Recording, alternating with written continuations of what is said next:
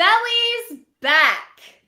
Brian and Brenner of the Bronx Bombers blocked the Boris botched bid for Bellinger's bag, blowing Boris's bluff to bygones. Between Brian and Boris, the boss brain bested the bigger bravado. But I'm not a rapper. What are your thoughts when facing an opponent? There is no opponent. And why is that? Because the word love does not exist.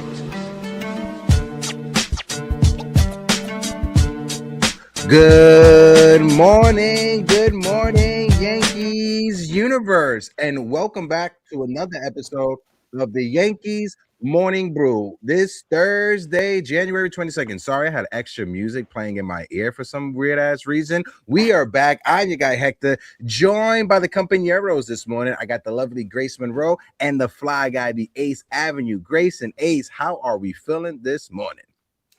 Oh man, had to start the show off with a classic Boris alliteration. Shout out to the best agent that used to be, because as of today, the Yankees got the best of Scott Boris. So welcome to the show, everybody. Y'all know I'm in a good mood. Ace, how you feeling? I'm feeling great. Nice little alliteration in the beginning from you, Grace Monroe. Grace Monroe used to be a rapper back in the day, for those that didn't know. She was the original rapper from the Bronx. But it feels so good to have Belly back in the Bronx. It really does. And they feel like they really got one over on Scott Boris. Let's talk about it. Yes, no, definitely. Cody Bellinger is back in the Bronx. Yankee fans, for a moment, have put the pitchforks away because the way that Yankees Twitter was losing their mind collectively over the past 48, 72 hours before the signing. I'm glad Cody is back. Folks in the chat, let us know what's your thoughts. Are you guys happy that Cody Bellinger is back? If so, drop your grade in the chat down below. There's also a poll that you guys can interact with before we jump into any of the conversation. Let's shout out the chat. Mikey Caliendo is in the building. My guy Roro is here. Good morning, handsome. How are you doing? Of course, when the Mets start making moves, Roro got to show up just to rub it in our face. Shout out to my guy, Mikey Caliendo. Nathaniel Crenshaw is in the building. My guy, Nat, how you doing? El Delulu, Yankee fan, is in the building. My brother, Alex, how are you doing? Michael Bucks is in the building. Mr. Sean Browning. Michael said the Yankees bench suck. Yes, they signed Rosario, but he doesn't play any position well defensively. We'll get into that. Theo Nosebleed section is in the building. How are you doing? And of course, one of the best moderators that are out there, my guy Jacob Petruzzi, is here. And like always, make sure you guys are subscribed to the Ace Avenue. The link to his channel is in the description of this video, or like Jacob just did, he put it in the chat. And if you're watching us on YouTube, if you're watching us on Facebook, wherever you're watching us, click that like button, hit that subscribe button, give us a follow, help us out, interact with the polls, interact with the chat, because the more you do, the more YouTube will push out the live. Shout out to Yankee boy number 7, El Joe El Consigliere, with the $10 super chat. My brother Hector, my sister Grace Monroe, and my guy, the Ace Avenue. He said my sister Ace, but I ain't gonna let that slide. Let's keep those lights on. I appreciate you. Thank you, Joe, for helping us keep the lights on. I'm gonna throw it back to you, Grace and Ace, because when that news hit, how you felt? I mean, when the news hit, I screamed, not because we got Cody back, but because we got him back on our terms. I'm so happy that Cashman not Fishman, who am I thinking of? Levine and Hal and everybody stood their ground against Scott Boris. It's what I wanted, which was to have Cody back, but on our terms, not Scott Boris's terms, period. Yeah, I'm right there with you, and it feels good to have Bellinger back. Said it in the beginning of the offseason, a lot of us said the same thing. He had to be a top priority for us, not just the only priority, but had to be somebody that we had to bring back. Played well for us last year. That short porch in right field paid dividends. He's a guy that wants to be here on top of that, and I'm just glad to have him back. Look, did it get shaky for a moment? Absolutely. When some reports were coming out left and right of 7 years, 36, 37 million, I was right there along the lines of, yo, miss me with that. I'm good. Bye-bye, Belly. But this deal right here at $32 million a year is what I feel like is best for both sides. Best deals are the ones that everybody feels like they had to give up something, right? Everybody feels like they kind of got duped over. This is one of those deals because, of course, Scott Boras is going to want max money possible. Yankees gave a very fair market offer for him, and they stuck to their ground. They stuck to their guns. Heck, it reminds me of a line from one of the superhero animated DC movies, right? Where Batman versus Owlman, right? Where Batman told Owlman, the difference between you and I, we both looked into the abyss. The difference is you blinked. That's exactly what the Yankees did to Brian. No. Exactly what the Yankees did to Boras and them. He blinked first, and the Yankees got their guy. Let's go. Yeah, and I just want to give some credit to the front office, because when you got to give credit, you got to give credit where credit is due. When you look at this Cody Bellinger contract, this year, 2026, he's going to be making 36 million. The following season's 36 million, but then after that, it goes down to 29 million, 29 million, then 29 million. So this contract actually goes down as it keeps going. And like Grace pointed out, the Yankees, we have been burnt by horrible contracts. We've been burnt by the DJ LeMahieu contract. We've been burnt by the Aaron Hicks contract, Luis Severino's, et cetera, et cetera, et cetera. Seeing that Brian Cashman was able to bring back Cody Bellinger, like Grace said, on his terms, not biting for the Boras fake, not biting for the pump fake from Scott Boras, settling and standing packed on 5 years. When we was at the winter meetings, when I was down there, it was adamant that the Yankees were not going over 5 years. They were not going to get into a bidding war for Cody Bellinger. If the Mets came in or any other team came in and offered Cody Bellinger anything more than 5 years, the Yankees were going to buy out. The thing is, I don't think there was a team out there that was willing to give Cody Bellinger more than 5 years. If there was a team, if it was the Mets or any other team that was willing to give Cody Bellinger more than 5 years, I think Cody Bellinger would have signed someplace else, and I wouldn't have hated Brian Cashman for that. Yeah. I was listening to Michael Kay yesterday after Cody signed, and he had Jeff Passan on. So Passan said that Cody actually did have more offers on the table, but they weren't for 5 years. They were for 2 to 3 years, a little bit higher AAV for a short-term deal. And Cody ultimately decided to come back to the Yankees to take the 5 years.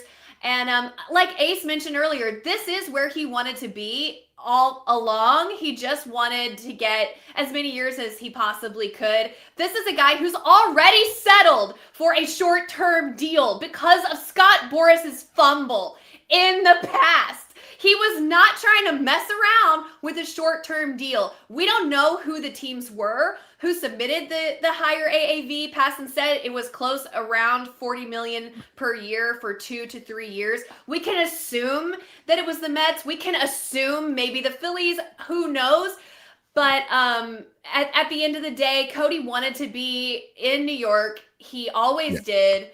And he decided to come back for the 5 years at a fair market value that's beneficial for both his family, and the Yankees also feel like they got a good deal. Even though Kay also mentioned that when he talked to someone in the front office, they said that they already thought that 100 and Grace clipped out. Grace, the front office, when she's talking about the front office, that's what happens. That's Boras. Got her. That was Scott Boras. Scott Boras had got her. Hold on, let me. Man. Grace, you're gonna have to rejoin. Sorry about that. But folks in the chat, if you guys can, we got over 60 people that are watching us collectively, over 30 on YouTube who are watching us. If you guys can, hit that like button, hit that subscribe button on the YouTube. Grace Monroe. Hold on, I'm gonna shoot Grace a text message. She's just having some technical difficulties. And just to let you guys know, we do have a special guest. Our guy Keith McPherson from WFAN will be joining us during the show. He's just finishing up some stuff. He shot me a text message. So Keith McPherson will be here. And I just want to bring something up that I want to touch on real quick, and I'll toss it over to you as we wait for Grace. The opt-outs. I think the opt-outs were big. Because even if Cody Bellinger, after 2 seasons, decides, you know what, I had 2 solid seasons with the Yankees, 2026, 2027, I want to try to earn one more contract before my time is up. If he opts out, I'm good with him leaving.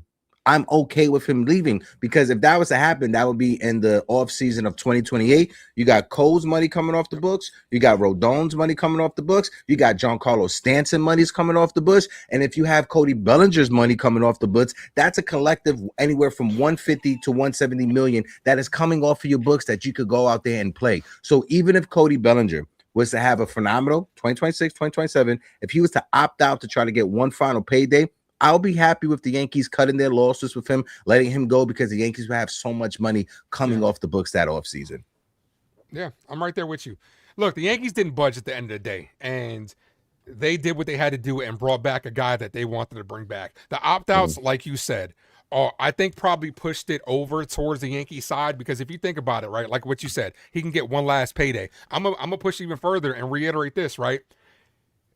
If you look at the position players that are coming out in the next couple of years, 2027, 26, and beyond, they're bad. Like, so guys like Cody Bellinger, guys like Bo Bichette on top of that, have the opportunity to be the best position players that are available and then get themselves a bigger payday. Facts. Go ahead, Grace, because no, nosebleed section. Grace, did Boris break your internet? That's what it I don't know where I cut out. Cooking too. But I was saying that I don't know where I cut out, but let me just say the point that I wanted to end on my little message was that Michael Kay mentioned that when he spoke to someone in the front office for the New York Yankees, they said that they already thought that 5 years for about around 160 was already an overpay for Cody Bellinger. But the Yankees were willing to make that overpay to bring Cody back because he was a proven commodity, played well in New York, gets along with Judge, hits well in Yankee Stadium, hits lefties, plays multiple positions. He just fits the team so well. He solves so many problems. So many needs, rather. Yep. So bringing Cody back, even just if it's only advantageous for the first couple years of the contract, was a pay that the Yankees were willing to make. Why? Cole, Judge, Stanton. These guys, at some point, one of these, if not all of these players, are going to come down to earth. They're going to have just a above average season rather than a godlike season. This is going to happen. Yeah, the Yankees know that. And I just want to add something on real quick. And what's frustrating about that, Grace, 2026, we got the lockout that's pending in for 2027, 2028. Yep. I'm gonna just say this right now. The Yankees window over the next 2 to 3 seasons to win a championship, it is tinier than the fucking hair that I have on my bald head.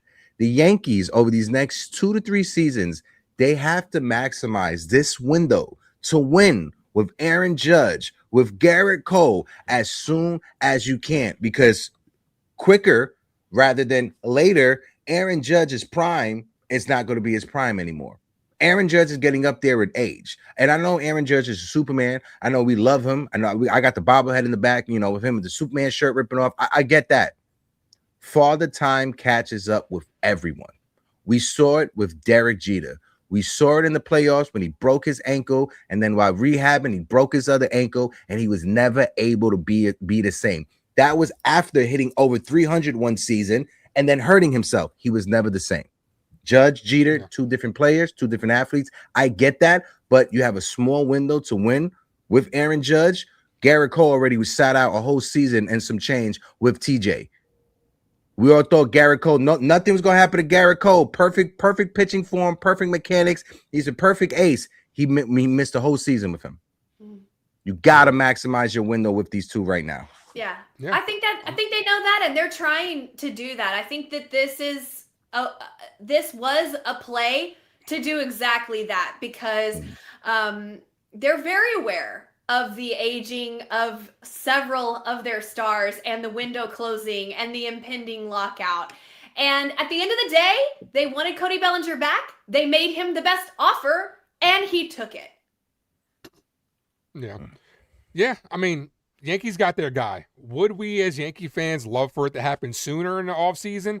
Yes, that way they could have added more on top of the whole, we know how Scott Boras does with his clients, holding them out until the very last minute and them getting hurt. So it's glad that we are a couple of weeks away from February and pitchers and catchers, so that way we can get Cody Bellinger back in the swing of things, because he was dealing with some back issues last year. It did flare up early in the beginning of the season, so we need him back training as quick as possible so we can have him healthy, and we need a whole healthy season to start this Yankee season. Yeah, 100%. Guys, before we continue, we got over 80 people who are rocking out with us collectively. We got over 41 on YouTube. If you guys can, hit that like button, hit that subscribe button. And if you guys are in the chat, if you guys are rocking out with us, hit us with your grade. Type yes if you love the deal. Type no if you can't stand it. Where should Cody Bellinger hit in the Yankee lineup? Should he hit before Aaron Judge, or should he be the cleanup guy? Let us know. Also, where are you watching us? Hold on one second. Oh, we got Keith McPherson backstage. He's in the chat. You're in the building. Folks in the chat, hit that like button, hit that subscribe button. Before we bring up our guy Keith, Ace, you got some music, warm-up music to play for our guy? WWE entrance. Like I'm Keith. You won't be around next year. My rap's too severe. Mr. Keith McPherson's in the building. Hey. Time for new flavor in your ear. I step on stage, the girls scream like I'm Keith. Keith, what's good, brother? Happy New Year. I hope all is well with you. I threw the bat signal out earlier in the week because Keith McPherson has been making his rounds on the podcasting circuit. I was like, I got to get my guy here for 2026. How you feeling? I've been doing everybody's pod, and I'm doing a lot on my own, where like I just got a lot on my plate right now. Like I hit you before, I'm like, yo, I'm editing a video, and it'll segue right into what y'all are talking about. I'm editing a video, and I'm using Instagram edits now, and that shit always glitches on me, like either with the captions or adding music, where like, it's very finicky. If you clip apart and you line up apart, and then you got to undo whatever. So I did a video this morning, because I put out a video at like midnight, 12:30 last night before I went to sleep, about Cody Bellinger. And it was a small clip from my 3-hour stream where I was just applauding the signing. We've been waiting for a signing. I was just happy we did something, and we got the main target, the main guy. I said, thank you, Cash, for giving us something. And I gave it up to Cody Bellinger, Clay Bellinger, and the Bellinger family. And we got so many crab-ass Yankee fans that can't even just appreciate the signing. I wake up today, I see the comments, and I'm like, yo, this is another video. I'm going to react to the comments. So you guys will see that video whenever I get it done. But I was talking to Hector. I was like, yo, I'm trying to get it done by 11. By the time it was 10 after 11, I'm like, I don't want to hold y'all up. So here I am, man. I am happy with the Cody Bellinger signing. Am I acting like he's Juan Soto? No. Am I acting like the Yankees don't have other holes? No. Am I acting like the season starts tomorrow? Hell no. It's January 22nd. There's more to be seen, more that can be done. But man, we got so many people in the fan base that hate the franchise. They hate the team. Like they can't even celebrate getting a good player back. I think the motto or the phrase, and I'll kick it over to Grace, should be Yankee fans, go outside and touch some grass. Because like you said, when you look at this, that as well. Oh, when you look at the signing of Cody Bellinger and the whole cat and mouse game that the Yankees and Scott Boras was doing this offseason, to see the 5-year deal, to see the figures, to see how the salary, the AAV, it goes down as the contract gets older. To me, that's some time to celebrate and give credit to Brian Cashman. Is it over? No. Is the offseason over? Is the season starting tomorrow? Absolutely not. There's still some moves to make. But if you have a time to celebrate, take 2 seconds to go outside, touch some grass, drink some water. Go ahead, Grace. That's what I'm saying. Like, we were all happy that Cody signed, right? Because like Keith mentioned, at least we had some news and we had some resolution to the Cody Bellinger drama that seemed to have dragged on the entire offseason. But it wasn't just a couple hours later, we get the Peralta news and everybody starts crashing out. The Mets got Peralta and now we suck again and we're all worried about the Mets. I'm like, I don't give a damn about who the Mets signed. Like, can we just have one day? Like, yeah, there are still pitchers out there we can go get. There are still moves that we can go get. And why are you looking on somebody else's plate when you got food to eat in front of your face? You know what I mean? It's exhausting. That's a Texas saying for y'all, if y'all ain't know. Go ahead, please. Nah, I'm right there with you. This is a good signing, man. People just got to be grateful for what's going on. Cody Bellinger had a good year with us, all things considered. I'm glad he got us back. Dude won us a handful of games last year. That Mets game, he won us a couple of games, with the Grand Slam. Saved us a game against the Royals, you know what I'm saying? So he's been responsible for a bunch of wins for us. And it's a guy that we definitely need back in front of Aaron Judge, behind him, wherever you want to put him. It's a guy that has a quality bat, great glove, versatility, and we need a guy like that. I want to shout out my guy Ethan, my guy E in the chat, the Pinstripe Bugle, my guy Evan. Heck, it's going to snow like 2 feet, man. Going to have to grab a shovel to go outside and get some grass. Might take as long as the negotiations took. Shout out to my guy from the Pinstripe Bugle, a good Instagram account to follow. Him and I, we're going to do a lot of great work this season. Yanks Morning Brew, Uptown Sports TV, Latino Sports. We got a lot of stuff cooking for 2026. The World Baseball Classic coverage will happen live in Puerto Rico and Miami. I'm going to link up with Keith McPherson to do some stuff on that. We'll keep you in the loop with that. But Keith, the Keith McPherson, the Cody Bellinger signing, is he a perfect fit for the Yankees? When you look at his stats, 900 plus OPS at Yankee Stadium, 750 or 720 on the road. For the years, for the AAV, I think this is the perfect signing. He wanted to be here with the Yankees. You saw it during Old Timers Day. Him and his father on the field together. That interaction, that right there sold me and gave me hope that he was going to sign with the Yankees. My guy, Yankee Boy Joel, with the $50 super chat. Thank you for helping us keep the lights on over here. Unfortunately, too many Yankee fans are too emotional and don't think. As a Yankee fan since 1956, I have lived through a lot, but I don't bash management. Don't bash the players. Baseball is not an easy game. Otherwise, everyone will be a pro. Shout out to my guy for the super chat. Appreciate you. Go ahead, Keith. My fault.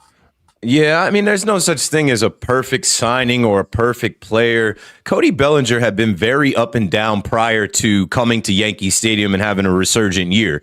So what I'll say is it's a good signing. I think he will play more like he did last year with the Yankees than, down year with the Dodgers and Cubs. And I feel like Judge wanted him back. I feel like Austin Wells wanted him back, crying on his Instagram. Oh, yeah. This was a move to keep the clubhouse connected. This was a move to continue the legacy with Clay Bellinger and Cody Bellinger. They had his dad throw out the first pitch on Old Timers Day. Like, he is a guy that I said, and you'll see my video later if you follow me, he plays 4 positions at a plus level defensively. He can shore up your lineup and your roster. That's one guy that you have that can play any of the outfield positions and first base. A left-handed bat that the more he plays in Yankee Stadium, the more he has that short porch, the more success we hope he's going to have. And the Yankees stood firm on their number. I was reading reports from Bob Clappish last week that Boris wanted 7 years, 37 million. We didn't get anywhere near that. 5 years, and I don't care about a signing bonus. I swear Yankee fans act like it's their money. $20 million for a signing bonus, that's what you do to sweeten the pot. That's what you do. Somebody wrote to me, he's going to be making more than Judge this year. So what? Judge is rich. Judge is not looking at Cody Bellinger like, I don't want him on the team making more than me. They're trying to win. So I think it's a good player. I think it's a former MVP, all-star player, a good player. I won't say he's great. I won't say he's elite. And you need good players on this team. And I'm excited to see what he does in Act 2 now that he is shored up, now that he's got his money and he knows he's going to be here for 5 years. Mm-hmm. Growing up, we grew up with the Joe Torre Yankees, Derek Jeter, Alex Rodriguez. Did Derek Jeter publicly hate that A-Rod was making more money than him? I don't think so. Nah, you're not supposed to be pocket watching. You're not supposed to they're together. They're on the same team. They are together. Like, everybody eats, man. Everybody's gonna get paid. And you know what? Go win the World Series and watch how everybody gets paid off that. We got 2 super chats that I want to shout out real quick. Shout out to my guy Terrence with a $10 super chat. Just pop it into the show to show some love. I appreciate you, my guy. Also, how concerned should we and MLB about an impending lockout? Don't worry, we're gonna have the ice cream guy from Michigan be the starting first baseman for the Yankees in 2027. Don't worry about it. New York Rican with the $5 super chat, helping us keep the lights on. Peeps need to pump the brakes on trading Jasson. The Yankees don't have much depth in the outfield.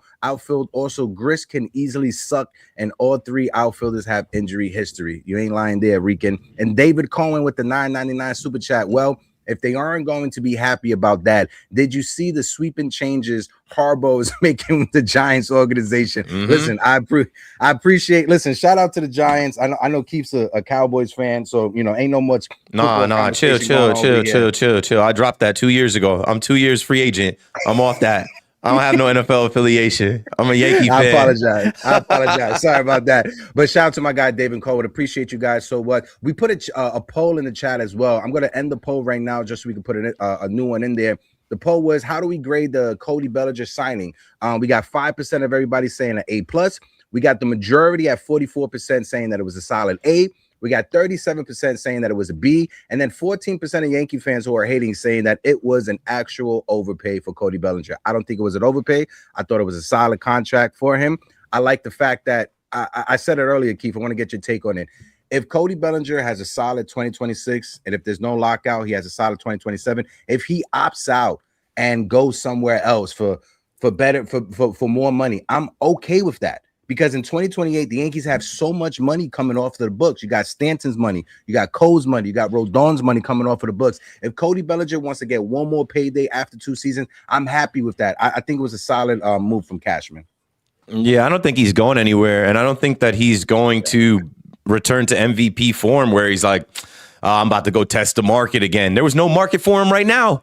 Like he wanted the long-term deal. He wanted the security. This was his big payday for his MLB career. I don't know what the Mets offer was. I don't know what the Toronto Blue Jays were talking about, but I know he didn't want to go live in Canada, and I damn sure know he wasn't about to put that orange and blue on. So he's a Yankee. He's going to be here. It's not an overpay when you see what Bo Bichette got. It's not an overpay when you see what Kyle Tucker got, the other top outfielder on the market. The Yankees got him for the price that they thought was fair. And Scott Boras, who was up there with Ranger Suarez, said, yeah, whatever, run it. We're not going to get anything better. No team is going to swoop in. You want to be a Yankee. This is where the Yankees are at. This is the best deal we got on the table. Sign it.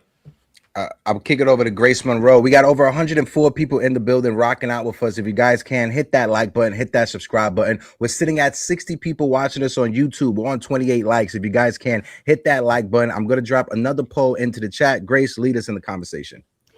I tweeted this out earlier this offseason, but I'll just bring it up again. There wasn't no way on earth that Bellinger was going to go to the Mets. Growing up as a Yankees fan, daddy, a Yankees player, World Series champion, always wanting to go play for the Yankees. But here, let me finish my point. The reason is because he had a front row seat to the reception that Mr. Juan Soto got from the Yankees fans this last season. Nobody had a bigger taste, a bigger feel of what happened to Juan Soto right after he left after 1 year going to the Mets than Cody Bellinger, who was standing there in the outfield, in front of the bleacher creatures, in front of everybody in the boogie down, who doubled him off at first base and got the biggest cheer that we have cheered in months, okay? He was not going to the Mets. He was looking for years anyway, and the Mets weren't going to give him years because of their GM, whatever. But he was not going to the Mets, y'all. I never was worried about the Mets. No, preach. No, go ahead, Keith. I had the same take on WFAN back in November. I'm like, yo, Cody Bellinger was in that outfield. He saw the Yankee fans turn their backs on Juan Soto. He heard everything. Exactly. He saw the F Juan Soto shirts. Like, Juan Soto was always going to the highest bidder. Cool. Got it. Understood, bro. You came out of the Dominican Republic. You turned down $440 million from the Nationals. You were always going to the highest bidder. Cody Bellinger is the son of a former player. Not for nothing. He came from money. He thought about his legacy more. And once he felt what Juan Soto got, the wrath of Yankee fans, I thought there was a 0% chance he signed with the Mets. I knew Boris, who's got a little satellite office over there in Citi Field, was going to use the Mets. The Dodgers always used the Mets. Look at how the Dodgers used the Mets for Yamamoto, for Kyle Tucker, for Edwin Diaz. I knew the Mets would always be used in the negotiation tactics, but I knew Cody Bellinger was not about to go over there with Mr. and Mrs. Met. Zero chance. Zero chance. Keith, I think you put it out, and I'll throw it over to Ace during the season, or like during the Subway Series. It was that meme of Squidward, which is Juan Soto, and then like of Patrick and SpongeBob playing, and that's Aaron Judge and Cody Bellinger. So Juan Soto saw them having fun, and yeah, to your point, he didn't want to have that happen to him. Yeah, it took Juan Soto a little while to get going, right? He missed the All-Star game, right? It took him a little while to adjust because I think he was having some second thoughts like, damn, what did I do? I stayed in the city. I took the money. I can't live around here. These Yankee fans on my ass. Mm-hmm. Pause. Don DeMarco. It ain't always so sweet without the best player in the planet. Aaron Judge is the best hitter in baseball. I don't care what you think. Talking about the MVP. It's a damn shame. Oh. He's getting underpaid, and that's crazy because he's making a lot of money, you know, but he is underpaid. I saw Jeff Passan say yesterday that the kind of loose rule that front offices use is $10 million per WAR, and I'm like, what? Aaron Judge has had 3 10-plus WAR seasons in the last 4 years. I mean, this man is doing Herculean work with the New York Yankees. I mean, Cody Bellinger, solid 3-WAR player, and he's making what, $32 million a year. That's that's perfect. You know, you're right in that little sweet spot. Aaron Judge, however, put up 11 WAR last season. 11 WAR. Wow. Aaron Judge, we're not worthy. It's a difference because imagine if Aaron Judge was just an average baseball player. Like imagine if he was just a 5-WAR player instead of a 10-WAR player. I don't want to. LA Yankee in the building. Yeah, LA Yankee King is the perfect example of you need to go outside and touch some grass. Yo, I'm gonna get to you in a minute, bro. I'm gonna get to you in a minute, bro. I just want to say, shout out to LA. I just want to say, shout out to LA Yankee King. Right. First thing I always say is that as a content creator, I'm not going to tell somebody how to fan. If that's how you fan for your team, you fan for your team. I encourage conversations in the chat as long as it's respectful, as long as people aren't getting out of pocket. You aren't talking about people's moms and stuff. You can have nice conversations in the chat. Just be respectful. My fault. Go ahead, Ace. Nah, I just can't wait for a whole year from LA Yankee King of trade Giancarlo Stanton. Let's cut him. We can backload his contract and get him off the books. Like that's what they do, man. Like some Yankee fans really do need to touch grass, like Hector said, and it is infuriating.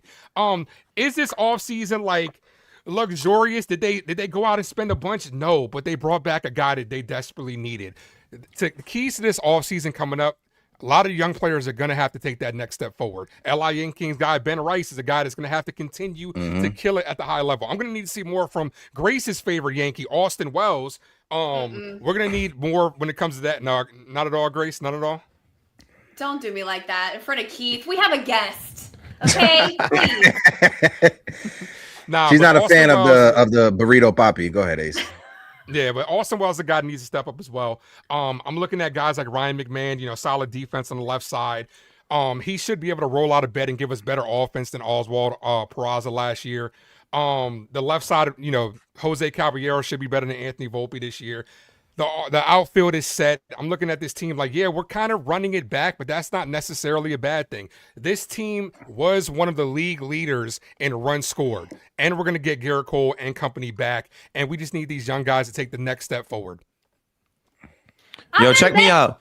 Go ahead. Oh, sorry. Am I not going in the right cadence? Are we not going like around or? I don't know. No. We don't have a cadence.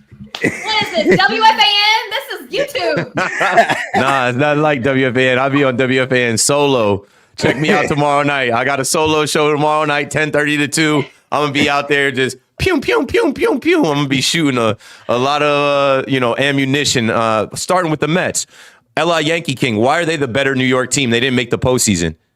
Didn't they get swept by the Pirates late? Didn't they get swept by the Phillies? Oh, they couldn't win one game against the Marlins. So you know what they had to do, LA Yankee King? They couldn't run it back. They got to literally blow up the team. Bye-bye, Edwin Diaz. I know you guys love Pete Alonso after he broke the home run record. See you later. Brandon Nimmo, we love you too, but you got to go. And so now they're starting completely over. They have names that pop. Marcus Semien, Jorge Polanco, Bo Bichette.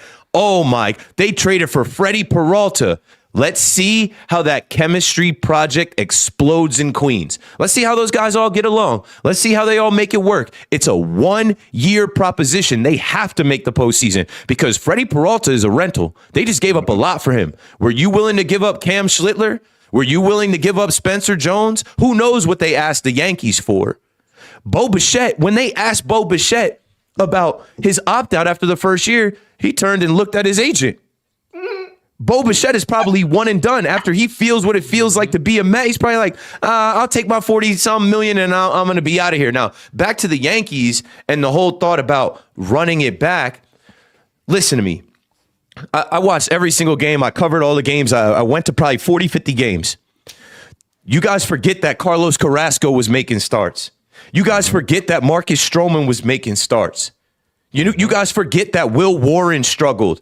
Right? You guys forget little things like Jose Reyes at third base. Not Jose Reyes. Pablo Reyes. What was his name? Pablo Reyes. Shout out to Jose Reyes. I was chopping it up with him. I was chopping it up with him at Bernie Williams' event. So Jose Reyes is fresh in my mind. I would have loved to have Jose Reyes at third base, even last year at his old age. Stay with Pablo me. Reyes. No shade to Pablo Reyes. He was amazing on the field. Like, he's a good guy. I mean, but like, how many ground balls did he not scoop? Oswald Peraza, right? DJ LeMahieu was playing second base. They played Jazz out of position. How many games did Luke Weaver blow up? How many games did Devin Williams blow? I literally had a Devin Williams counter. He blew 10 games. They needed one game. They needed one game. They needed one game to break the tiebreaker against the Blue Jays, who eventually went to the World Series and should have won it, but they blew it. So what I'm saying to you Yankee fans that are so down in the dumps, oh, they didn't do anything. They're running it back. Oh, they didn't add anybody. You know why? Because they won 94 games back-to-back years, and they're like, we're just as good as everybody else. Clubhouse chemistry. This is not Queens. This is not the Mets. This is Aaron Judge's team. Garrett Cole is back this year. They're running it back with the same guys because they're like, if we don't shoot ourselves in the foot as many times as we did last year, we can win 100 games. We can be the number 1 seed. We can win the American League East if we stay healthy. I just put a poll in the chat just to piggyback of what Keith was just saying. Does this move make the Yankees better than what they were last year? And I know a lot of Yankee fans online, ever since the Cody Bellinger signing, more with the Freddie Peralta going to Queens, saying that the Yankees, they're just the same team like last year. You're running back the same team. And that's factually incorrect because you're not running back the same team. Last year, we didn't have Garrett Cole in the starting rotation. This season, we're going to have Garrett Cole in that starting rotation. The Yankees won 94 games without their ace, without their number 1 guy in their starting rotation. We're getting him back this year. Granted, he's going to miss the first year and first month and a half of the season, but we're going to get Garrett Cole back this year. We're going to have a whole season of Cam Schlittler, the same Cam Schlittler that Yankee fans fell in love with in the postseason. Did you guys forget about Cam Schlittler? We got David Bednar starting the season as our closer. Off rip, we're going to have a better closer to start the season than what we had last year. Last year, to start the season, he blew how many games? Like 4 or 5 games? We're not going to have that this year with David Bednar. Knock on wood, he was David Bednar, what he was last year, whatever for us, but he's a dog. It's different this year. It's not the same team. It's easy.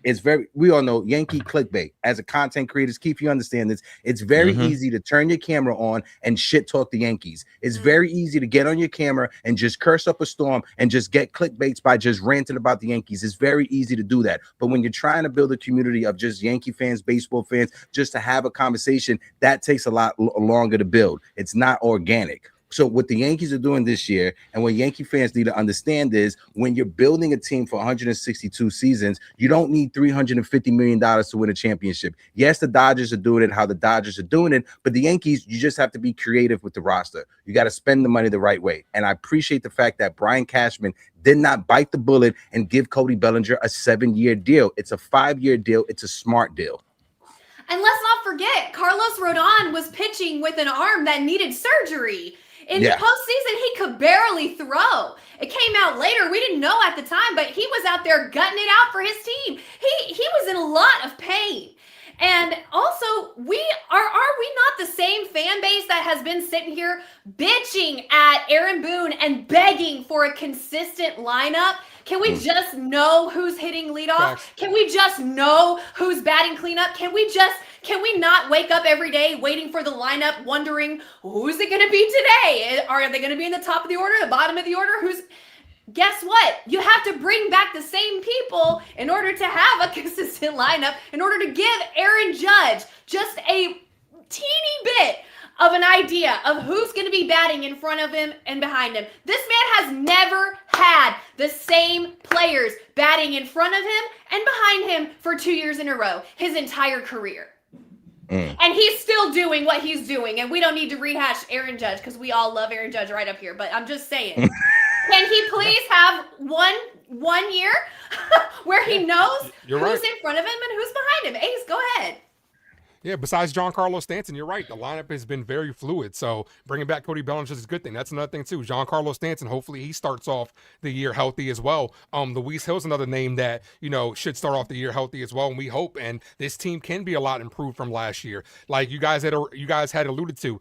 We're not going to have hopefully we don't have a closer that blows 10 games out the gate. Luke Weaver also faltered towards the end of the year. I like the bullpen moves that they made last trade deadline with all the moves that they made, and I'm ready to go for this year. Baseball's back, baby. Yeah. There's no Jonathan Loaizaga to blow a game. There's no Mark Leiter Jr. to blow a game. They will shore up the bullpen. Like you guys, like he just mentioned Stanton. You guys forget Stanton missed half the season. You forget Jazz had a 30-30 season. He missed a month. If Jazz stays healthy, what's he about to go 40-40? And Grace made me think about Rodon and his injury. Anthony Volpe played from May on with a torn shoulder. Curse the Yankees for putting him out there. Damn the Yankees for having an easy out, but they wanted to stay stuck on stupid, foolish pride. That's our shortstop, and you're going to run the kid out there. He couldn't hold on to the bat. I was at multiple games where I'm like, damn, son, hold on to the bat. He can't swing through because his left shoulder hurts, right? And they kept running him out there, leading the league in errors. That's not going to be the case this year, right? They didn't have a third baseman. Ryan McMahon, we know his glove is there. I'm hoping in year 2 playing in Yankee Stadium, his bat is there. His bat comes along. And you know what? If it doesn't, that's what they got Ahmed Rosario for, to platoon with him. Like, they are going to add the marginal pieces. They're going to continue to add the depth pieces to shore up this team. There was nobody in this free agency class that they felt like they had to have. They felt like they needed to run it back, get Cole back, have some consistency. I mean, you can add a Ryan Weathers, you can add a Paul Blackburn, a Ryan Yarbrough. Those are guys that are, they're not really the key cogs and main factors, but there's still more to be seen on January 22nd. Who they're going to add to this team, who they're going to invite to camp, a Paul DeYoung. Hopefully we don't ever see Paul DeYoung, but you know what I'm saying? Like, they are going to continue to fill out this roster and make sure this team has what it needs. They feel like they have what they need right now. They might be wrong. We'll see. But like, I'm not going to war this year hating on the Yankees, feeling like the Yankees are at a disadvantage. I'm going to war this year saying, yo, we're about to lock out. Go win that shit. Go win it. Go win the whole thing. Folks in the chat, if you guys can, hit that like button, hit that subscribe button as well. There's a new poll that's in the chat. Let us know. Do you guys think this move makes the Yankees a better team than what they were last year with the additions that's coming back? Let us know. Drop your grade in the chat down below. Go ahead, Ace, my fault. No, I also like Cabrera coming back as well. Cabrera's a glue guy that we know how devastated a lot of the Yankees looked when he rounded home, and it just didn't feel the same without him out there. He's another guy that the versatility can pay dividends for this team going forward. Yeah, and a player that somebody had mentioned, Jasson Dominguez, when the Yankees traded for Jose Caballero last year and when they traded for Ahmed Rosario, something happened with Jasson Dominguez, right? They unlocked. Jasson Dominguez became more comfortable. At the start of the season, Jasson Dominguez was very quiet. He was very out. He was like a kid walking on eggshells. Didn't want to piss off the parents and didn't want to get in trouble. After they made those additions, bringing in Ahmed Rosario, Jose Caballero, every time I was at the games early for batting practice, Jasson Dominguez was taking ground balls at third base with Ahmed Rosario, working on his footwork. He was taking ground balls and doing footwork drills with Caballero at shortstop and second base. Something happened where he's got a lot more comfortable. You saw it on the Yankees social media team. And I think the Yankees, if there's an odd man out, I think it's more Spencer Jones than Jasson Dominguez. But I think Jasson Dominguez is going to have a solid season this year, even if it's in a backup capacity. Let's not forget, we still had DJ LeMahieu playing second base last year. Jazz Chisholm Jr. was playing yet again out of position on third base for I don't know, half of the More season. than a month. More than a month. I mean, it was a good chunk of time. The Jazz was at third. DJ was trying his best. God love him, you know, wherever he is. DJ, shout out to the DJ. Sorry about the way it ended, but you know, I mean, this year automatically we're getting an upgrade from jump just because we're going to have Jazz Chisholm Jr., the best second baseman in the American League. Those are the stats. Argue with the wall. He's going to be there on day one. And like Keith said, maybe he goes 40-40 if he can stay healthy. I hope so. This is his contract year, his walk year. He's going to be out there showing out, trying to get his bag, and I hope he does. And also, let's not forget, we've got Ben Rice in the starting rotation. I mean, as a starter this season for the first time officially. He's going to be getting more reps than he ever has before. He made a lot of progress last year and kind of cemented himself as a bat to watch in the American League, if not across all MLB. His bat is a real special tool. We're going to be able to see it almost every day this year, hopefully. But he's definitely going to be getting a lot more playing time this season. That's a plus as well. Ace, you could touch on the super chat since you're going to go next. Go ahead, bro. Thank you, New York Rican, for the 5. Appreciate you. Don't sleep on Ryan Weathers. Great pickup. We all like that pickup, especially with Matt Blake. Also, there are any truths to the rumors of the Yankees landing Sandy. What do you think about that, Heck? The Yankees have been connected to Sandy ever since last year. Last offseason, there was rumblings, even a little bit before that because it's Sandy. I think with the Yankees and with the Marlins, we've seen for the past, going back to the Pablo Reyes trade that never happened. The Yankees and the Marlins have always been engaging in trade conversations. The issue is the Marlins, they just want more prospects in return. We saw it with Edward Cabrera. That's why Cabrera's not a New York Yankee. The Marlins, they just want more prospects back. And Brian Cashman is not biting the bullet when it comes to trading any of these prospects. Yeah, especially not the young pitching. Definitely not. Like, I don't know. Somebody in the chat just said something about, does Dominguez get traded? I think Spencer Jones is more likely to get traded than Dominguez. I don't think there's ever been a more valuable time for Spencer Jones after what he did in AAA. And, Cashman always has a longer game. He's playing a longer game. Like, for all of you that think Cashman should be fired or he's going somewhere, even in the video I was trying to edit before this, I'm like, Cashman is not going anywhere. He is not going anywhere. And he is trying to win another championship. And he knows that this core of Yankees is aging out. They're 35 and older. Stanton, Judge, Cole, like these guys are getting up there in age where he's not going to trade his young prospects that are coming up. Like George Lombard is not in any conversation. Guys like Elmer Rodriguez Cruz, Ben Hess, like they're not trading those guys because they expect them to be the future.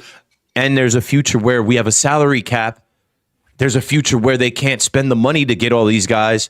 So just hold tight on that. But I mean, I knew the Mets weren't going to get Sandy Alcantara. I knew that they would have a shot at Freddie Peralta because of the relationship that David Stearns obviously has in Milwaukee. When I saw it was Jet Williams, when I saw it was Brandon Sproat, I'm like, those are two guys that, like, people in baseball know those guys' names. They saw Brandon Sproat at the major league level. Like, the Yankees aren't giving up that level of prospect for a rental, even if they throw in Tobias Myers. But we know we have a direct, bat phone to Miami. We traded Ramirez for Jazz Chisholm, and I forget Buddy that we had that played a little bit of first base a couple years back. Second base, he got injured. Oh God, Bird. Shit, it's escape. No. It's something like that with a B. Birdie. It's Bird, right? It was a 3-way trade. Marlins, Rays, Yankees. That one? You're talking about that one? I gotta ask ChatGPT. I hate when I can't think of. He was a utility infielder.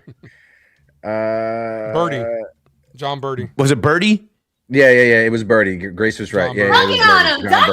What's that? John Birdie. Give me another one. Yep. I mean, you're not wrong. Miami. Hey, he was only on the team for like 4 weeks. So. Yep. I want to take a second real quick. Shout out to my guy Richie Squires for the $20 super chat. Folks, we got over 300 people rocking out with us collectively. Over 90 is on YouTube. If you guys can, hit that like button, hit that subscribe button, engage with the poll that's on the screen. We'll bring up the poll momentarily. But Richie Squires said, what's up, everybody? Yo, Keith, this offseason was so unsatisfying. Boris tried holding us hostage and got embarrassed. We still need to get a quality starting pitcher. What are your thoughts to bring back Gary Sanchez as a backup for Wells? The Gary Sanchez train has begun. Go ahead, Keith, since that was to you. Never. They won't do it. They will never bring back Gary Sanchez. I wouldn't mind it. I loved El Kraken. Yo soy El Gary. I felt like he got wrongfully abused by the fan base too. I was always sticking up for him. I'm like, what? I don't like him because he's Dominicano. But I don't think that the Yankees will do it because they traded him away for nothing. And I remember how that relationship soured. I remember in the Subway Series, he didn't apply the tag and it gave up a run. And I'm like, oh, they're going to get his ass up out of here. He's gone. He's gone. Yeah. It sucked that how the ending of the Gary Sanchez relationship ended. Because when Gary first came up, that rookie year, that 2.5 months that Gary Sanchez put on 30 home runs, he was mashing them. And then he just faltered off. But listen, hopefully he catches on with somebody else. Somebody had put in the chat that DJ LeMahieu, somebody offered him a big league contract, but then they took it away. That was the rumors, apparently. Yeah, I saw that rumor too somewhere in my notes. I don't know if he was offered a contract, but he was talking to a team, and supposedly they pulled out of that late. Yeah, Darius Glover reported that DJ LeMahieu was closing in on an agreement with a team a month ago. That team pivoted per Joel Sherman. We don't know the team. Yeah. Jose Medina, shout out to my guy Jose Medina, who is in the building. If we are not playing young talent, then you have to get the best free agents. Doing neither, we not winning. Oh my God, Gary Sanchez, this is what we are. No. I see your point. But going back to almost that question, but to piggyback on what Keith was talking about, free agency, there's a reason why Kyle Tucker didn't get an 8-year contract, right? At the winter meetings, the whole rumor or the whole thing around Kyle Tucker, they were viewing him the same way like Rendon with the Angels. Is baseball a number one priority for Kyle Tucker? And to me, I was like, whoa. I was like, all right, that's a little worrisome. So when there was no teams or no big market teams that will offer him an 8-year deal or a 9-year deal, or even the Cubs, because the Cubs, they pivoted and spent their money on Alex Bregman instead of trying to bring him back for a massive 8-year contract. So the Yankees not going all out or going all in for Kyle Tucker, I don't mind, especially if those were the rumors and everything that was circulating him, that he wouldn't do well in a big market because baseball is it's not his number one priority. And if you bring in a guy, give him an 8-year contract. When Aaron Judge is aging out, you're going to need to have somebody that's not similar to Aaron Judge, but who can play in a big market. And I think Kyle Tucker would have been our version of Jason Bay if he would have came over here. I want to know where that rumor started.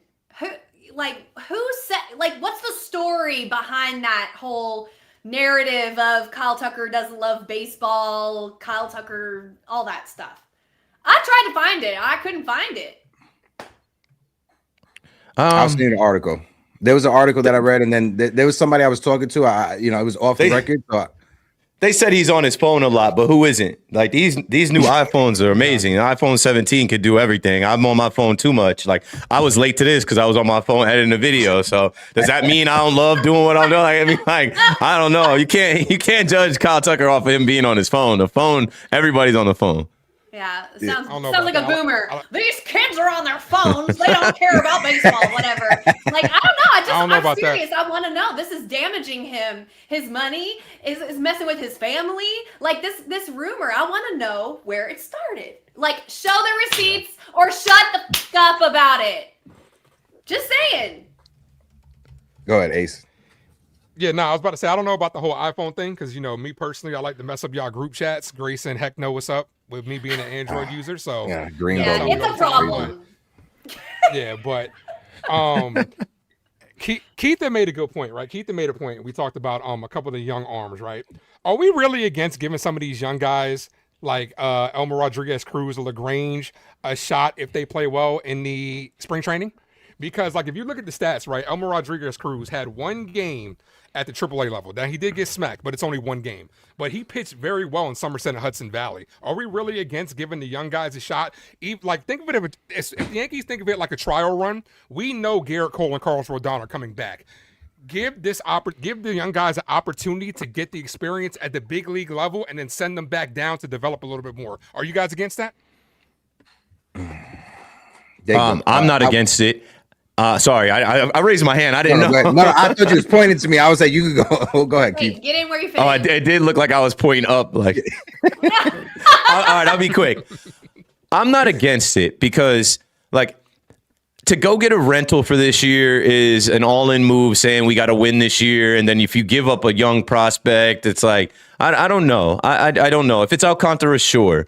But what I do know is we saw Luis Gil emerge in spring training where he just had the stuff 2 years ago where it's like, yo, go for it. What we do know is last year, Cam Schlittler, we saw him a little bit in spring training. He was the opening day starter with the Double-A Somerset Patriots. He ends up being the starter in the wild card round, like giving us an epic performance that we'll never forget in the stadium. So let the kids play, man. And like the Yankees have so much pitching depth. Don't forget about like Clark Schmidt will come back at some point. Ryan Yarbrough is there who made some starts last year. Will Warren is there. Max Fried is Max Fried. Garrett Cole, Carlos Rodon are going to come back at some point. They have enough depth, but if these kids show that they can compete at a certain level, you might have to run it. And also, like, maybe it makes Luis Gil or a Will Warren expendable. Yeah, I'm all for it. I've always been a proponent of play the kids, see what you have. I remember growing up, like, you just saw Carlos Beltran and Andrew Jones get inducted into the Hall of Fame. Andrew Jones hit a home run in the World Series as a 19-year-old because the Braves gave him an opportunity because of his defense in center field. So if you have a young kid, like to Keith's point with Luis Gil, that he's showing you that he could hack it, he could get big league guys out, give him a chance, see what you have. My one thing that I've always grappled with, always fought with as a Yankee fan, growing up, my entire time as a Yankee fan, I've never seen the Yankees have a Fausto Carmona come up and be a young pitcher dominant for 2 months of the season and then fade away. Like we've never had our version of Michael Pineda, who for 1 year shows you that, oh, he could be an ace of a staff, but then disappears. We had it a little bit when Phil Hughes first came up. If you guys remember that first start against the Texas Rangers, he had a no-hitter, 6 innings, and then he got injured before taking him out in the 7th. So I've always wanted to see the Yankees give a young kid a chance to see if you have lightning in a bottle, see if you can have somebody who can be the hot thing of Major League Baseball for 2 months. And if he fades away, he fades away. But you just gave him an opportunity. I've always wanted to see the Yankees do that. Like we saw it growing up as a young Yankee fan with Robinson Cano. The Yankees, they brought in Tony Womack to be the second baseman and never worked out. Robinson Cano was one of the prospects that they were going to trade for Randy Johnson. They just didn't. They gave him a chance and they gave Ching-Ming Wong a chance. And that's what saved the Yankees season in 2005. You never know what you have with young kids. The stakes are just so high on the Yankees all the time. We saw what happened to Jasson Dominguez when he was the starting left fielder last year for the first, 3 weeks of the season or something like that. And Yankees fans were not trying to give him any time to develop out there with his defense in left field at all. So, I mean, it is, you get thrown to the wolves a little bit when you're playing for the Yankees. I mean, it really is true. I mean, we expect greatness. We demand it, and we expect it, which is maybe tougher than demanding it. Expecting it and demanding it are kind of two different things, and expecting it is maybe a tougher environment.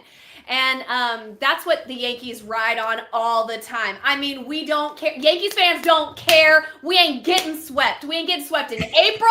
We ain't getting swept in May. And we damn sure don't like to get swept in September. You know what I'm saying? Like, we got swept by the Marlins, though. We got swept by the Marlins. We're still upset. They weren't even in anything, and we're still upset. Crashing out. Listen, I get mad if the Yankees lose a game in spring training. I want to see them win. That's what I'm saying. We don't even want to lose a split squad game. Okay? What do you mean you lost 2 games of a split squad game? What's going on? Exactly. So that's the challenge, and probably why they don't do it very often. But yeah. Go ahead, Ace. I'll toss it over to you, folks in the chat. If you guys can, I want to end the poll real quick. Go ahead, Ace. I'll kick it over to you. I say we get pretty miserable as Yankee fans, especially during the swoon. When that shit happens, we're about to be entering a territory where baseball, Yankees wins about to decide my whole night if I'm being in a good mood or not. But back to the young kids, I'm all for giving them a shot for real, because Like I said, it's a trial because you know that Garrett Cole and Carlos Rodon are going to come back at some point. Why not give ERC a good shot if he comes up? Like, you got to start playing these kids. Spencer Jones is going to be almost 25. He's going to be 25 years old in May. When is he going to get a shot? Either give him a shot or trade him, get rid of him. Some of these kids are ready to play at this level. We've seen other teams succeed with it. Why can't they succeed over here? Trade him. Now I'll say this too. Cashman, now that this is done, right? This was their big fish. There was their main target. They telegraphed their whole offseason. And Cody Bellinger, we want Cody Bellinger. Hey, we know we want Cody. We're going to do what it takes to get Cody Bellinger. Now, Cashman sees all the conversation about Freddie Peralta. He sees some of the Yankee fans that are crying about, oh, they're just running back. It's nothing. This is where Cashman loves to wheel and deal and go to work. This is where Cashman loves to pull off something that you're not thinking about. So stay tuned for that. Like, the Ryan Weathers trade isn't really a trade. We didn't make a big trade splash. The money is spent. They're not going to spend money big on anybody else, but I do expect to see some kind of trade here. I do expect Cashman to figure something out here in this next month before spring training. Less than a month. And that's perfect segue to the next question, next topic, I should say. Question: what should the Yankees do next? Do we add a starting pitcher or a reliever? Trade for a bat? Do we stand pat? Or is it something else that the Yankees do? Grace, I'll kick it over to you. Folks in the chat, let us know as well. When it comes to the poll that we ran, I'm going to end it right now. 71% of you Yankee fans do not believe that this move make the Yankees better than what they were last year. Go ahead, Grace. I would rank it as a reliever and then a right-handed bat and then a starting pitcher in order of need, just in my opinion. I am most concerned about the bullpen. We've seen a trend in Major League Baseball and definitely a trend with the Yankees of starters not being able to go deep into games. And Aaron Boone, as we all have well documented, loves to pull his starter at the first sign of trouble. So for me, I think the bullpen depth is where I would probably shift my focus as of today. Then I would try to acquire some sort of right-handed bat. And I don't know, you have some options of where you want them to fit in. And then I would do a starting pitcher. I would like all three. I mean, I want all three, but this is my order. That's just for me. And who say Yankee fans are not greedy? Go ahead, Ace. Yeah. I'm going to say this because bullpen is something I know that this team will always figure out at the end of the day. So I'm not too worried about that. Starting pitching, I will say with guys like Ryan Yarbrough and Ryan Weathers, those are guys that can eat you innings. And then you're going to be getting reinforcements back. I'm looking at a right-handed catcher as a move that you can go get real quick, right? The right moves can overweigh the big moves, in my opinion, right? It's no coincidence that Austin Wells played better when Jose Trevino, when he was platooning with him.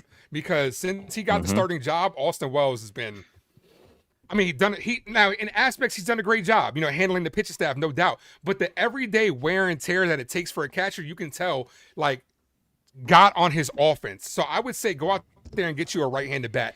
Right-handed catcher. I wanted James McCann. He was a guy that I thought could have came in here, right-hander, ate up some innings, but, Cashman needs to be very aggressive with the trade. Go get yourself a right-handed catcher.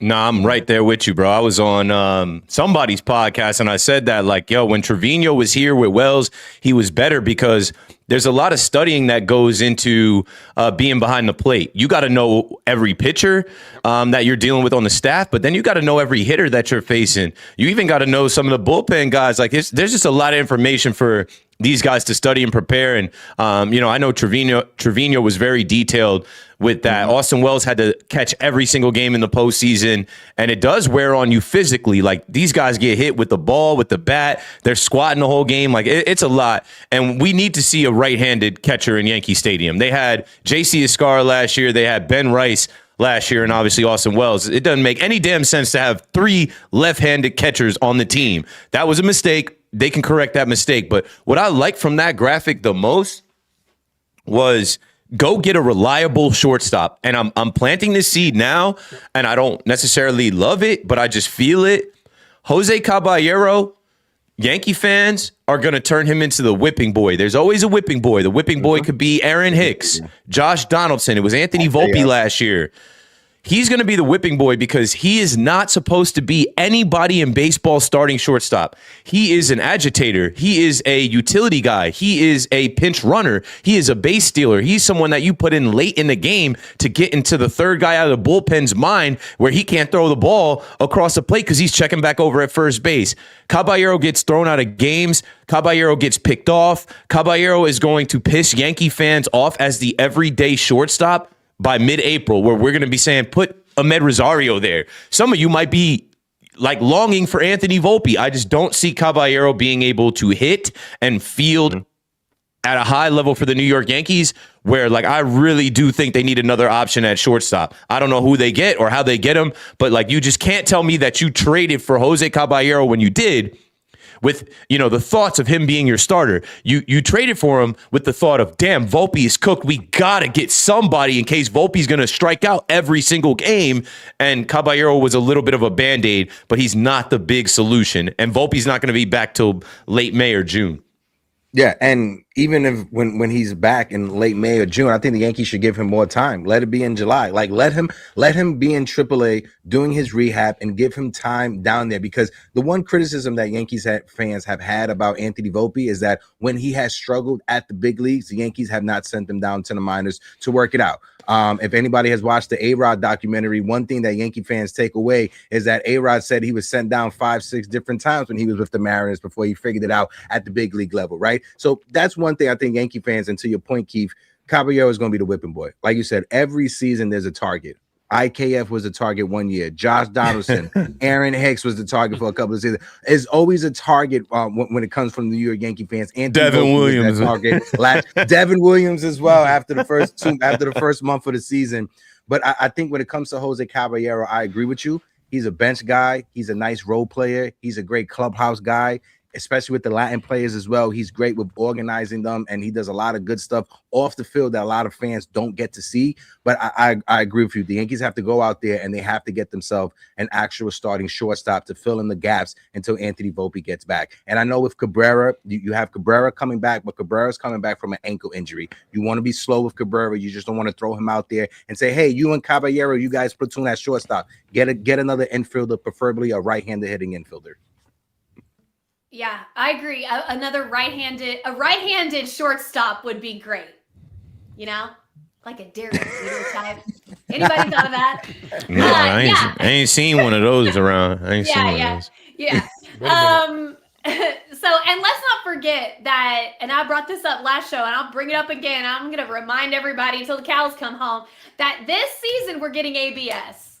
We are getting ABS challenge system on the major league level this year.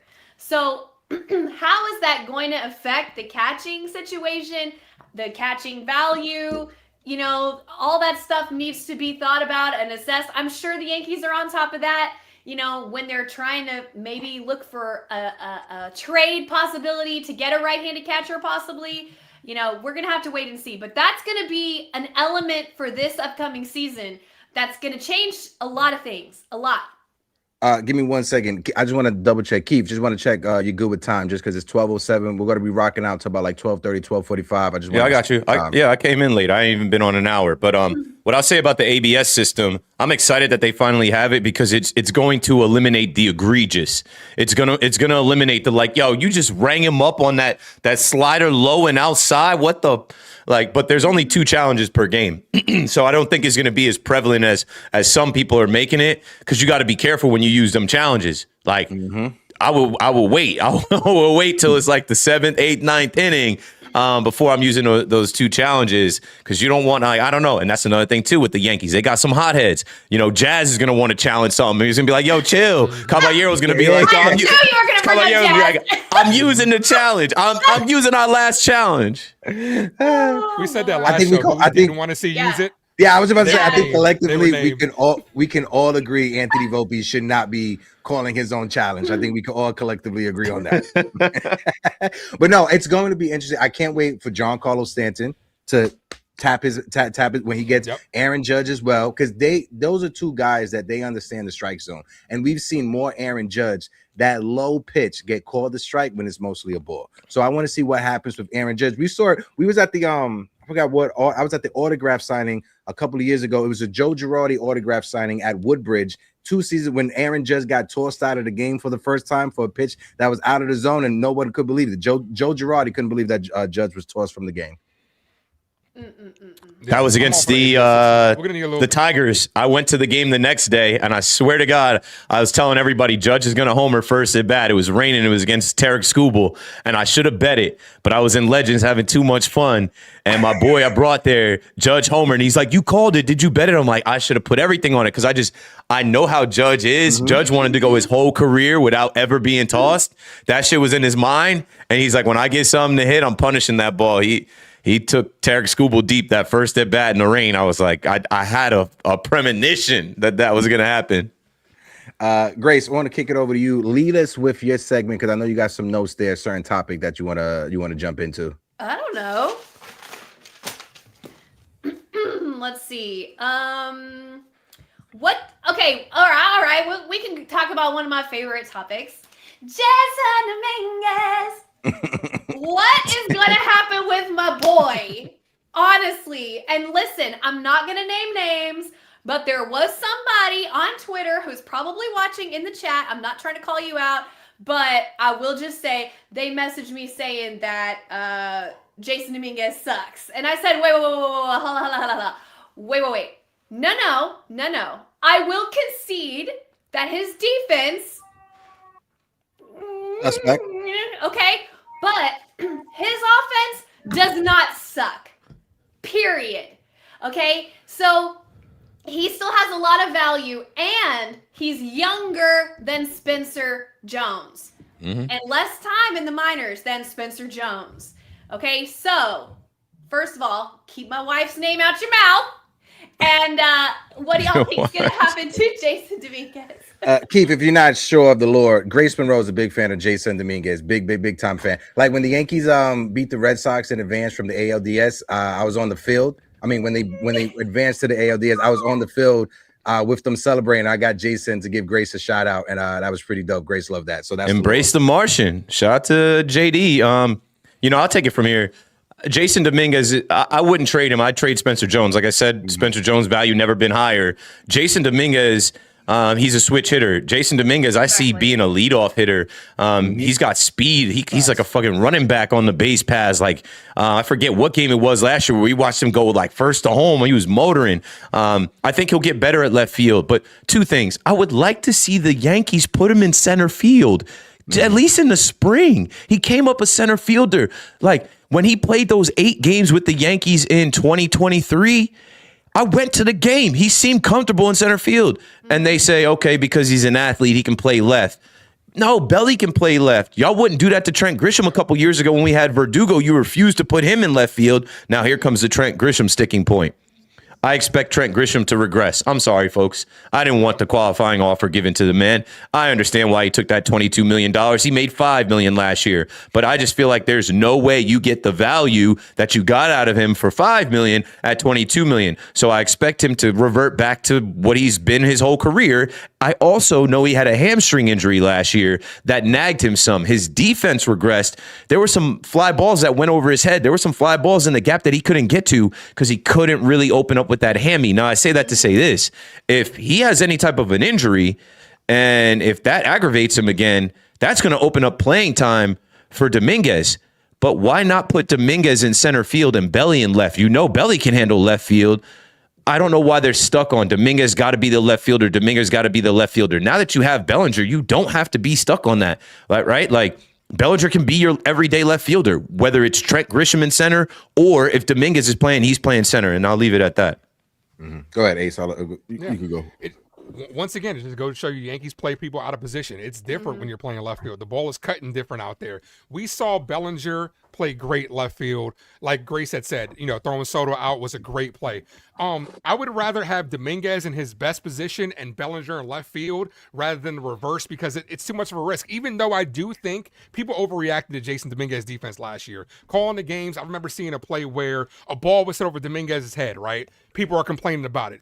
Very, very same inning, ball is hit over Aaron Judge's head. No one says a word. A silence. So I do think people overreacted. I agree with Keith. I think Jasson Dominguez could be our future leadoff hitter, a table setter, the guy that has speed. We saw him come in the playoffs, rope a double. That's the type of stuff that we need. That type of contact bat, that energizer is what we need on this team. So, but unfortunately, last year he didn't have the ability. I understood last year. Trent Grisham balled out. I do think Trent Grisham is going to be this year's whipping boy because he's making $17 million more than what he was doing. So even if he duplicates the success of last year, which I doubt, it doesn't justify $17 million more.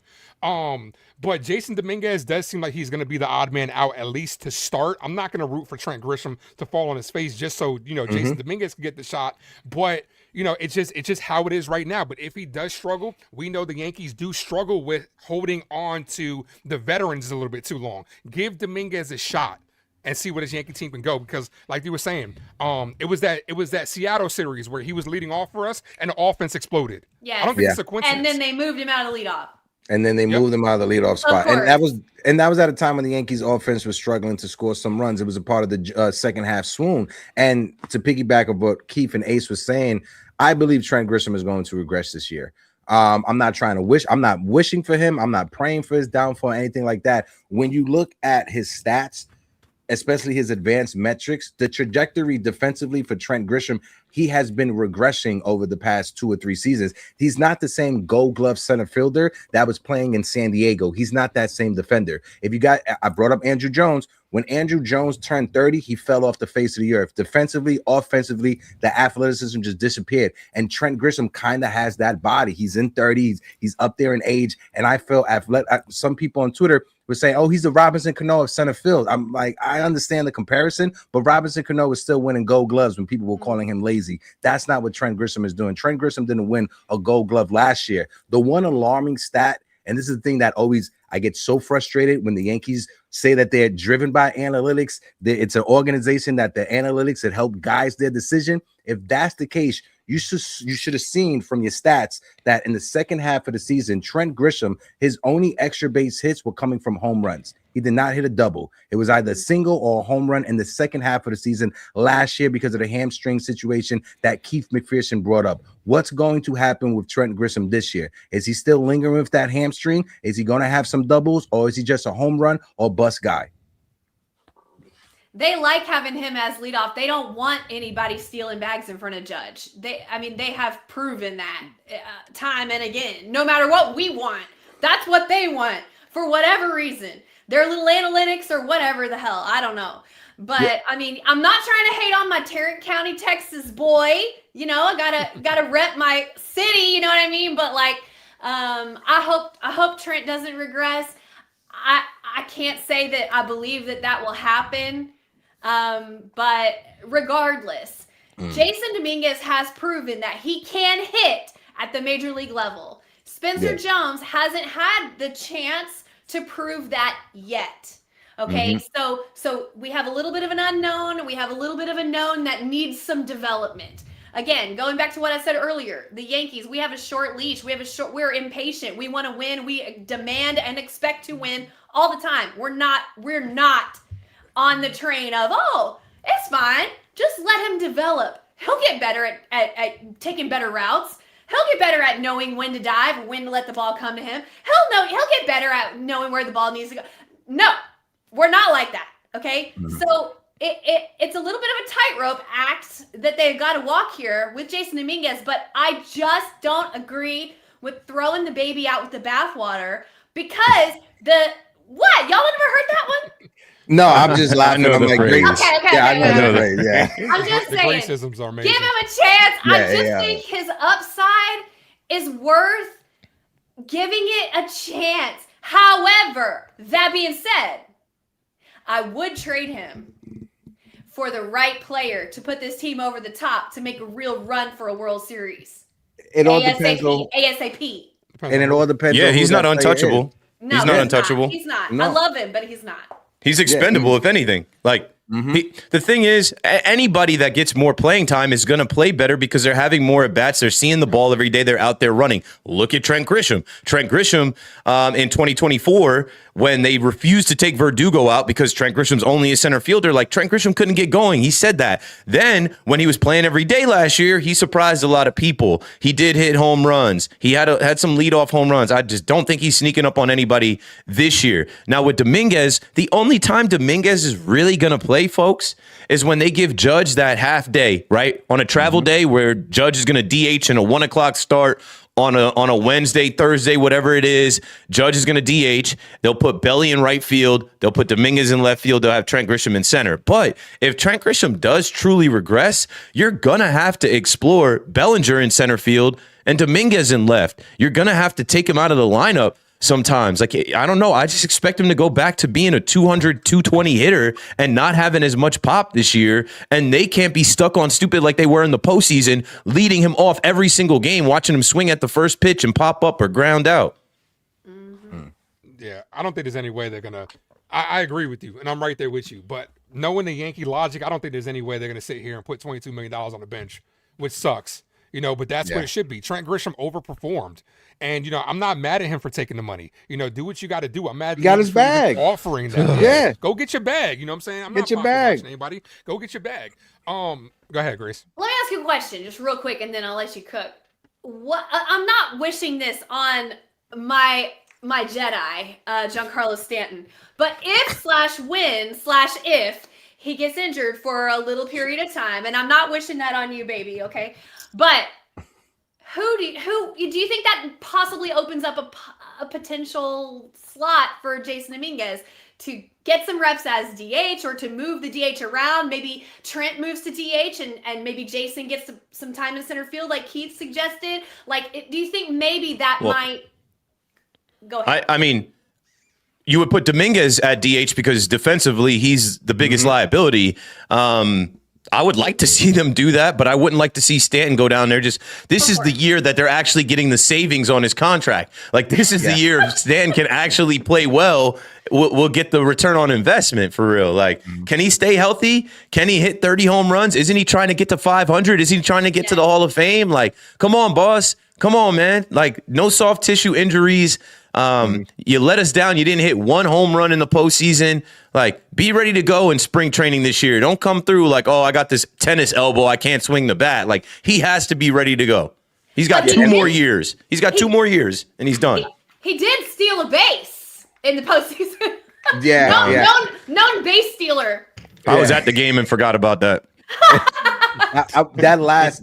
That's somebody I wanted to bring up, Giancarlo Stanton, because last year in the postseason, Keith, you brought it up, he didn't have a single home run, and going into the postseason, I hate to say that I was right, but that last series that the Yankees played at home, there was an infield hit. I forgot what team it was. It was knocked down by the third baseman or shortstop, and Giancarlo Stanton beat it out. But when he stepped on first base, you saw a little limp in his step. And I was like, that's not a good look going into the postseason. And you just saw in the postseason, he just wasn't right.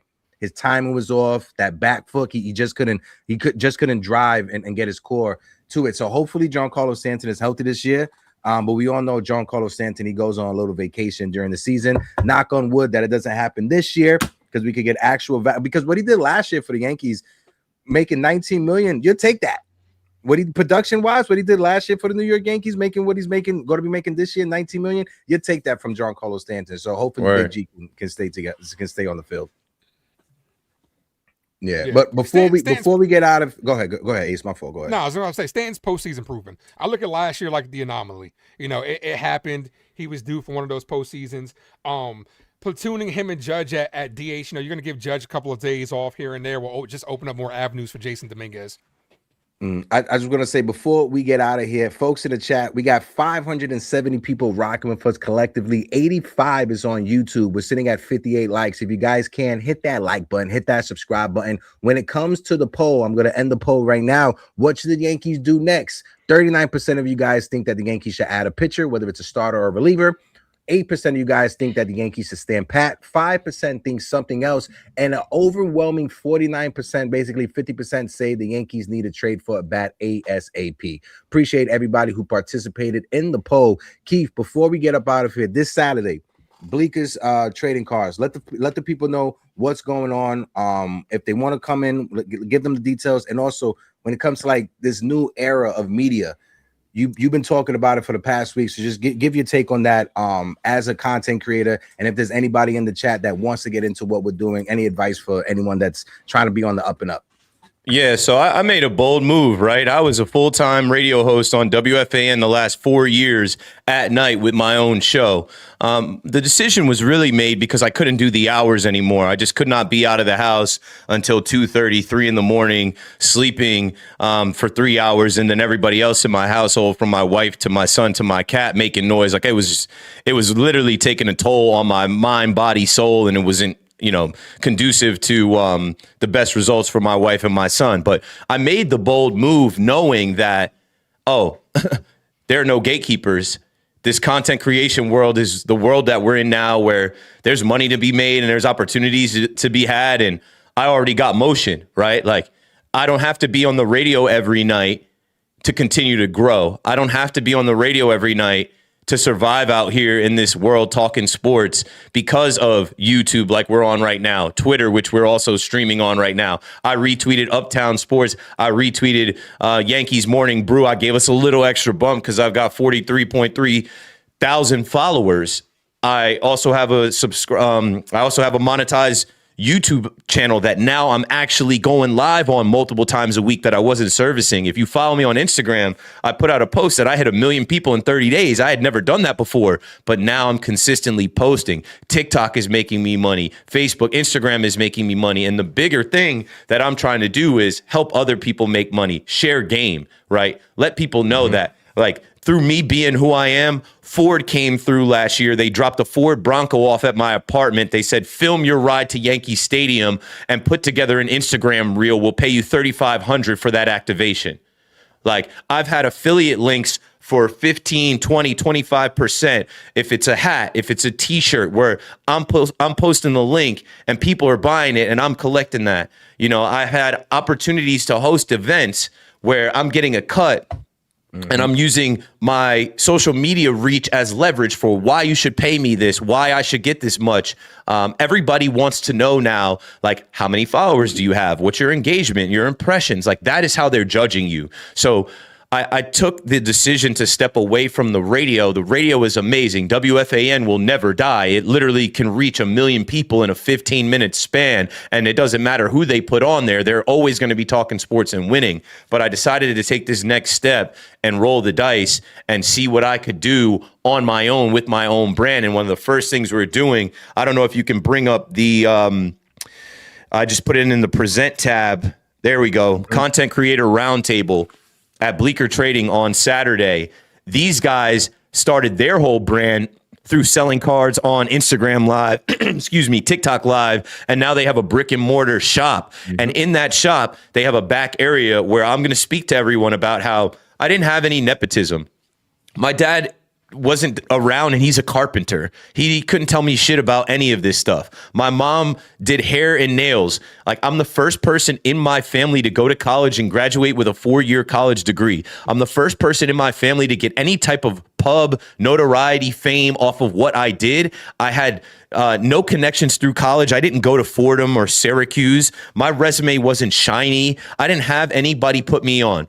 What put me on was me turning the camera on, turning the mic on, and putting myself out there and not being afraid to show the world who I was and what I could do and who I am. And every step of the way that got me opportunities. And that is literally what is getting me opportunities now. And I have the opportunity to connect other people in this content creator community in New York City. And it doesn't need to be so cliquish. Like I don't want to out anybody, but I did this last night. Like you can't get into the John Boy Media clique. You can't get into the Barstool clique. You can't get into the Fireside whatever clique or Snapback Sports or you know what I'm saying, or ESPN or even WFAN. You can get into my clique though. You can show up and meet other content creators that are doing podcasts, that are putting out content, that love sports, that want to learn and want to grow. And the last thing I'll say about it is the people that are hating, they're not creating. The people that are creating should all be collaborating. So I'll see you guys Saturday out there. Keith, appreciate you, my brother. And shout out to you, your fam. Shout out to the young one. Shout out to wifey. Shout out to your mom, sister. You've always been somebody that whenever it's time to like give free game, you've always been somebody who's been willing to give free game. You've always talked about not being a gatekeeper, and you've always thrown it back to myself and other content creators. So I see you this Saturday. Me and wifey's going to pull up. It's going to be a good time. Awesome. To link it to you, my guy. Appreciate it. I know it's going to snow, but this is 2 to 5, so we should be good. We should be able to get in and out of there and go where we got to go before the snow comes down overnight into the next morning. We'll figure out the snow situation. That the Bleecker Street or whatever is by Lombardi's Pizza. So if you guys want some pizza before you go to Bleecker Street, go to Lombardi's. We're going to order some pizza. Yeah, it's a great street for pizza. If you're coming from Jersey, the PATH train, just one stop from Hoboken to Christopher Street, that's how I'm getting there. It's easy. Yeah. So Keith, I'll see you this Saturday. Like Ace just put, make sure you subscribe to my guy Keith McPherson. The link to his YouTube channel is in the comment section right there. And again, appreciate you, my guy. Keith, great to see you again. It's been too long. I'm gonna get up to the stadium. We're gonna have to link up. I wanna be out there with the creatures, you know. Yeah, easily. And that's another thing too. I'm gonna do some ticketed events. I'll get us some deals, some group deals where it's just like, yo, it's content creators and all people that do this. So I look forward to seeing you there. And I appreciate you guys sharing your platform with me. I know we've done this like 3 or 4 times. So just holler whenever you need me. Let's go Yanks. Let's keep pushing and let's wait for that next move that Cashman and them are going to make. Appreciate you, my guy. Yes, sir. Later. Nice to meet you, bro. That was our guy, Mr. Keith McPherson, WFAN's own. And of course, friend of the channel, friend of the show. Keith is always a good guy. It's always a good conversation. Always good. Shout out to the chat. We got 581 of you guys in here rocking with us. 66 is on YouTube. We're sitting on 63 likes. If you guys can, drop a like before we get out of here. Grace and Ace, any last thing you guys want to touch on before we read with the Dirty and Deuces? I mean, it is even supposed to snow this weekend in Texas. So, I mean, yeah, it's going to be a huge snowstorm.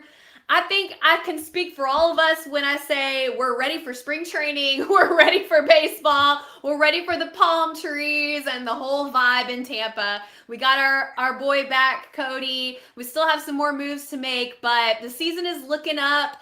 We are still projected to be the #1 team, most wins projected in the American League, and we are projected to win the World Series second only to the incumbent Los Angeles Dodgers. So we have a lot to look forward to. This was a great show, though, Hector. Thanks for putting it together. Keith, thanks for popping on. Ace, always a pleasure.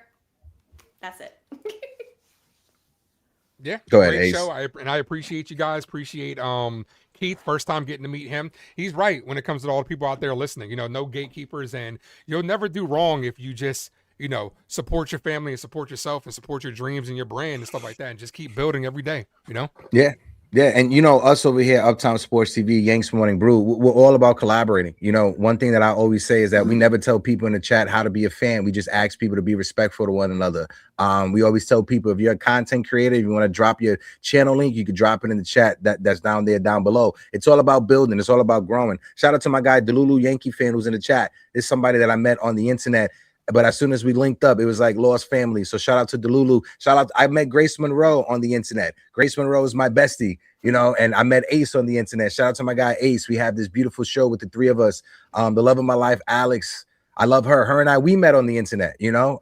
Shout out to Tinder for hooking us up. But she's the love of my life, and everybody that's in this chat, we appreciate you guys all. I want to shout out the super chats that we got today, because we got a lot. L.I. Yankee King. Even L.I. Yankee King. Shout out to my guy, L.I. Yankee King, with a $2 super chat. Appreciate you. Richie Squires with a $20 super chat. Thank you so much, Richie Squires. A1 since day one. Rich has been following us for some years now. New York Rican is in the building. Another Bordy with a $5 super chat. My guy, John from NYC Pinstripe Club in the building. If you guys want to look at food on TikTok or YouTube. Make sure you guys follow my guy NYC Pinstripe Club, who be chefing it up. David Cohen with a $9.99 super chat. Appreciate you, my guy. He's not related to Steve Cohen, but David Cohen, he's a diehard Yankee fan in the building. New York Rican as well. Thank you again so much. Terrence, shout out to my guy Terrence C in the building with a $10 super chat. I appreciate you. Yankee boy El Consigliere Joe with a $50 super chat, helping us keep the lights on over here at Uptown Sports TV. And another $10 super chat as well. Shout out to Tina, one of the best moderators that are out there on YouTube. Guys, we appreciate everybody interacting with the polls. We're trying to do something new when it comes to engagement. You see more polls on our community tab. You see more polls during the live stream as well. As this season transition and as things happen, we'll have more live streams. The open panel will be coming back. I'm working on something with Future about creating a Discord. That way, the people who have paid memberships to the channel, you guys will get access to the Discord where you have the link to join the open panel. That way, it's not just a bunch of random people joining the open panel. You got to be a part of the community. So be on the lookout for that. Shout out to Athletic J, who is in the building. My guy, Jamie Barrio, who is in the building. Jamie, how you doing? Jose Medina. My guy, NYCC Money. I'm glad he's in the chat because I want to show you guys this. This is what, matter of fact, hold on, because it's not showing. I got to take my effect off. Hold on, wait, give me a second. Visual effects, none. Hiding my background. But shout out to my guy, C Money Caleb, who got me this for Christmas. NY Nico, a signed Derek Jeter rookie card. So shout out to my guy, C Money. Appreciate you. All the work that we do with Latino Sports, Uptown Sports TV. Shout out to my guy C Money, who is in the building. Big time Jerry Cadell, who is in the building. Louis G, who is in the building as well. John the Beagle Dad as well. Another one, A1 since day one. Where's Nosebleed at? Theo Nosebleed section was in the building. My guy TC Stills. Oh, okay. TC Stills is in the building. Shout out to my guy TC Stills in the building. Sunil is in the building as well. The Rhino. Shout out to the Rhino in the building. Appreciate you guys. Sorry if I didn't get to any of you guys' comment section. Something that I want to try also at the end of this video, guys, after this video is on YouTube, go to the comment section. Give us topics. Give us whatever topics you guys want us to talk on the next show. Put it in the comment section. We'll have a mailbag segment on the next show, or we'll try building that up. But we need you guys to be interacting with us in the comment section after the video is posted on YouTube. So after the live is done, just go back to YouTube, go into the comment section. Whatever topics you guys have that's in your head that we didn't touch on this show, put it in the comment section so we could touch on it on the next show. But besides that, anything else? My birthday's on Sunday. Hey, happy early birthday to Grace Monroe. Put those happy birthdays for Grace in the chat. I'm turning 100. I know I look great for my age. But yeah, I asked my family for some Team USA WBC swag. So hopefully next week I'll have some new, drip to wear on the show. But I am getting excited for the WBC. So if I don't get anything for my birthday, I'm going to buy it my damn self because I'm a grown-ass woman. Period. But anyway, I feel like I have everything I need because this community is so amazing. And I love you, Hector, and I love you, Ace. And I just feel my cup's overflowing because of y'all. So thank you again for letting this Texas girl hang out and talk about Yankees with you. I want to say shout out to Yankees mood board in the chat. If you guys are on social media, make sure you guys follow my guy. Amazing t-shirts, amazing stuff when it comes to the Yankee community. Great guy, great content creator as well. Yankees mood board, we're definitely going to collab. We need to collab on something for this season when it comes to a t-shirt for this community. We'll figure it out, but make sure you guys follow my guy on Instagram. It's literally right there, Yankees mood board on Instagram. Same icon, profile pic. Make sure you guys go and give him a follow. And I love you guys. I love you, Grace. I have something special before we actually get out of here. I found this. And actually, I'm going to play it for Alex later because she's going to love it as well. But this is a TBT on a Thursday, the 2000 World Series, in sync, singing the national anthem. And the crowd booing them at first, but then falling in love with them.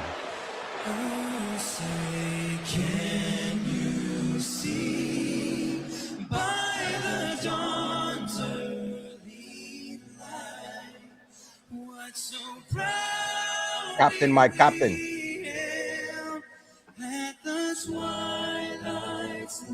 Look at Roger Clemens and his blonde hair. He got that from Justin. Yeah, he did.